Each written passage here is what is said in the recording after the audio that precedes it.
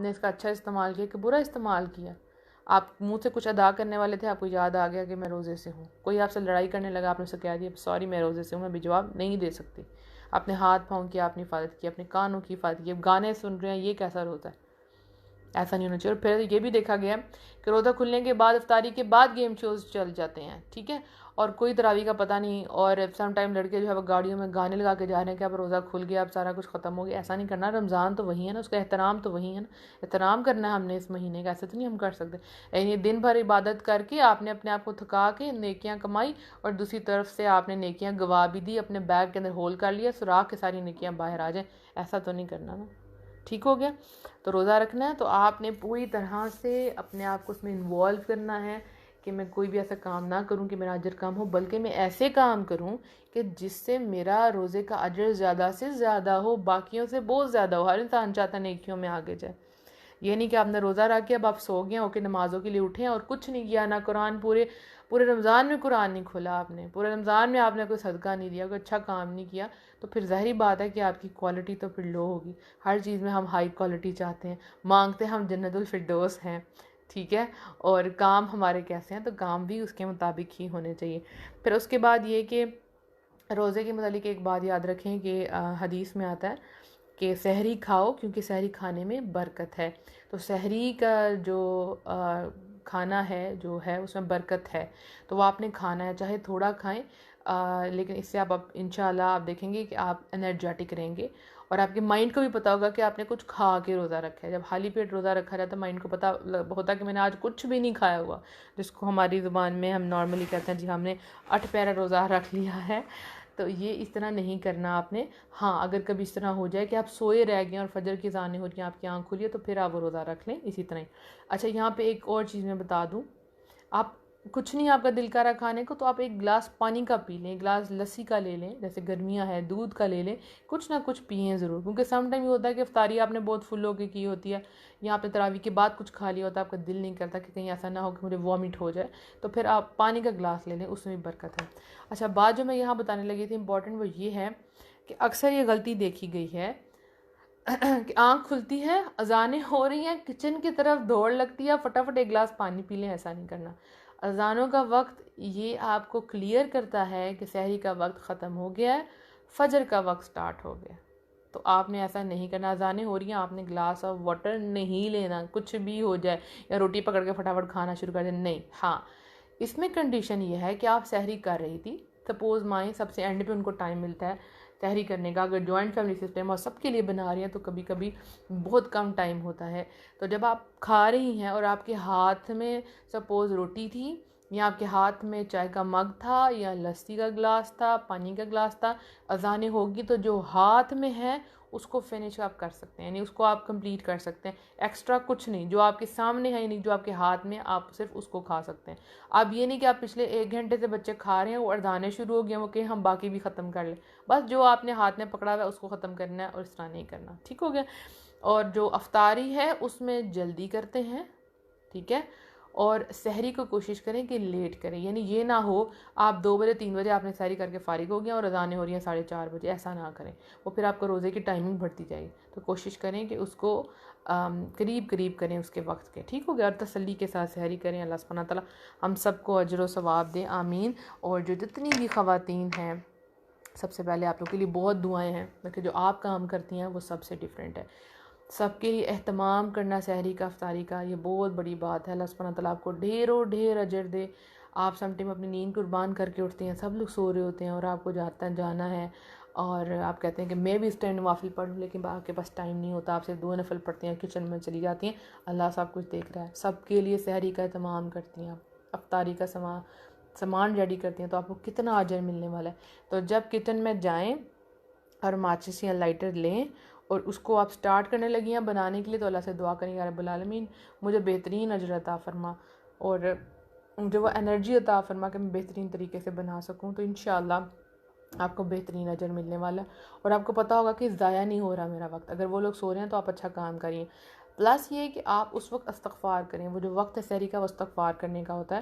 آپ نے کچن میں کچھ دعائیں لگا لیں, سامنے جدھر آپ کا چولہا ہے اوون جو بھی ہے اس کے اوپر دعائیں لگا لیں سامنے دیوار پہ، تاکہ آپ بھولیں نہ. ہوتا ہے کہ آپ روٹی بنا رہی ہیں دے رہی ہیں ساتھ ساتھ، تو آپ کا فوکس ادھر گا کہ میں ساتھ کوئی نہ کوئی ایک دعا پڑھ لوں. وہ وقت بھی آپ کا بڑا اچھا گزرے گا انشاءاللہ. آپ کو مزہ بھی آئے گا کہ کچن میں بھی آپ کو اللہ کی یاد آتی ہے، ہر جگہ پہ آپ اللہ کا ذکر کرتی ہیں. تو یہ ضرور آپ کریں. ٹھیک ہو گیا. اس کے بعد ہم نیکسٹ چیز کی طرف آتے ہیں، وہ یہ ہے سورہ البقرہ کی آیت ہے، اے لوگو جو ایمان لائے ہو، تم پر روزے اس طرح فرض کیے گئے ہیں جس طرح تم سے پہلے لوگوں پر فرض کیے گئے تھے، تاکہ تم متقی بن جاؤ. تو یہاں پر روزے کا مقصد بتایا گیا ہے، وہ کیا ہے؟ تاکہ تم متقی بن جاؤ. یعنی پہلے لوگوں پہ بھی فرض تھے، آپ پہ بھی فرض ہے، لیکن اس کا گول کیا ہے؟ چاہیے کیا؟ کانشیسنس، یعنی تقوی. یعنی آپ جو بھی عمل کر رہے ہیں وہ اللہ سے ڈر کے کر رہے ہیں، اللہ کی محبت میں کر رہے ہیں. یعنی تقوی میں دونوں چیزیں آ رہتی ہیں، اللہ کا ڈر بھی، خوف بھی، اور امید بھی، اور محبت بھی، یہ سب کچھ ہو. یعنی آپ گناہوں سے بچ کے رہتے ہیں ڈر کی وجہ سے. ٹھیک ہو گیا. اور آپ نیکیاں کرتے ہیں محبت میں کہ اللہ سبحانہ تعالیٰ ہمیں اپنی محبت عطا فرمائے، ہمیں جنت الفردوس عطا فرمائے. یہ تقوی ہے.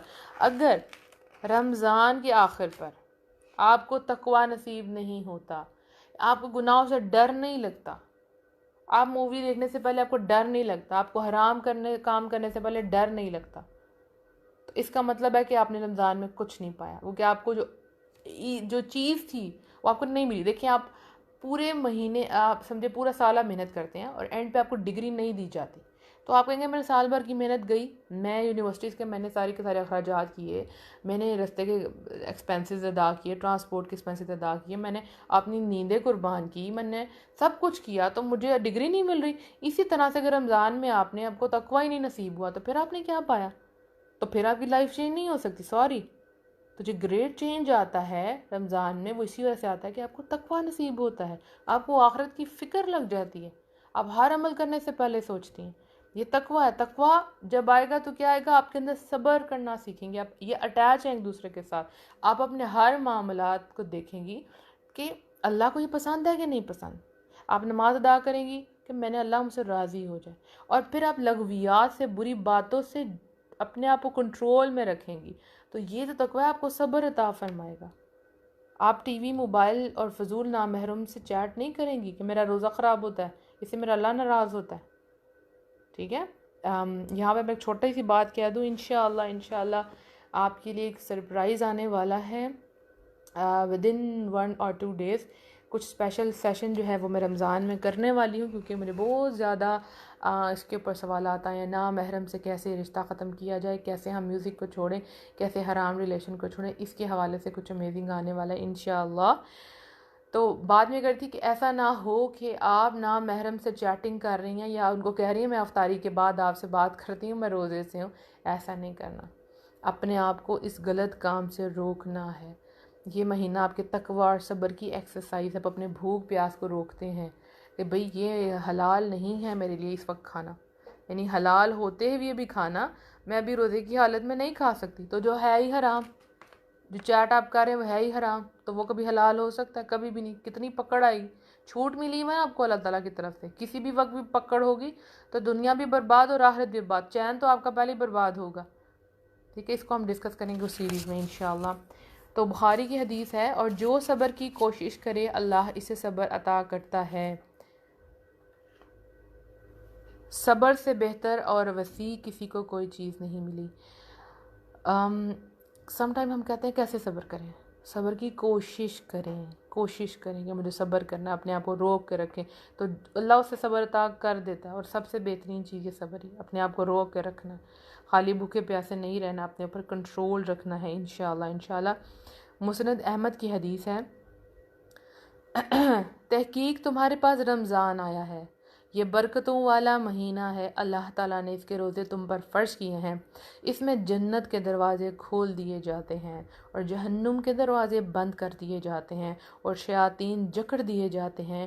اس میں ایک رات ہے جو 1000 مہینوں سے بہتر ہے. جو اس کی بھلائی سے محروم رہا تو تحقیق وہ محروم ہی رہا. اللہ اکبر. اس حدیث سے بہت سی باتیں ہمارے سامنے آتی ہیں. پہلی بات وہی کہ ہم نے اس میں روزہ رکھنا ہے. نمبر 2 کہ اس میں جنت کے دروازے کھول دیے جائیں گے. آپ کے لیے آسانی آ گیا, دوڑے جنت کی طرف. آپ کو بتایا گیا وہ جنت کے دروازے کھلے ہیں, کرو عمل اور چلے جاؤ, اور دوزخ کے دروازے بند کر دیے گئے. اللہ اکبر, ہمارے لیے آسانی ہے. کنٹرول ہے نا یہ, کس طرح سے شیطان جکڑ دیا جاتا ہے, یہ آسانی ہے نا. جو بڑے بڑے سرکش شیاطین ہیں ان کو اللہ سبحانہ تعالیٰ قید کر دیتے ہیں تاکہ ہمارے لیے عمل کرنا آسان ہو جائے. کتنی خوبصورت بات ہے نا, جنت کا دروازہ کھول دیا. جیسے آپ دیکھیں کہ آپ کوئی کام کرنے والے ہیں, شرارتی سارے بچوں کو ایک جگہ پہ قید کر دیا جائے اور بولے اوکے اب آپ اپنا کام کریں, تو کتنا آسان ہو جاتا ہے کام کرنا.